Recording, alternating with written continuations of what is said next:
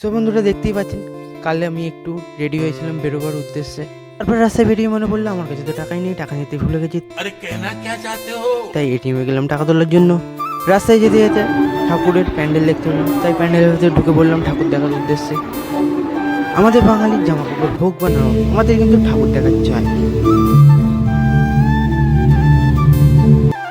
তারপর মুন্সিহাটে 99 মলে পৌঁছে গেলাম, উঠলাম, দেখলাম সেখানে অনেক কিছুই পাওয়া যাচ্ছে, বিভিন্ন গ্লাস, বিভিন্ন ঘর সাজাবার জিনিস থেকে শুরু করে ডিনার সেট সব। আমার এই নিভিয়ার ফেস ওয়াশটা লাগতো তাই নিলাম। আমার বন্ধু এটা আমাকে দিয়ে বলছে তোর গার্লফ্রেন্ডকে দিবি, কিন্তু আমার তো কোনো গার্লফ্রেন্ড নেই বলার পর বলছে এই ছুরিটা তোর পেছনে ঢুকিয়ে নে। জুতো সেকশনে ঢুকলে একদিকে ছেলেদের একদিকে মেয়েদের পাওয়া যাচ্ছে, পরে সেকশনে বাসনপত্র পাওয়া যাচ্ছে। তারপর খাবার সেকশনে ঢুকলাম, দেখে মাথায় ঘুরে গেল এত খাবার দেখে, কিন্তু অবশেষে একটা লাড্ডুর প্যাকেট নিলাম। তারপর উপরতলায় উঠলাম, সেখানে বেশি কিছু ছিল না, তাই পুতুলের নাচ দেখলাম।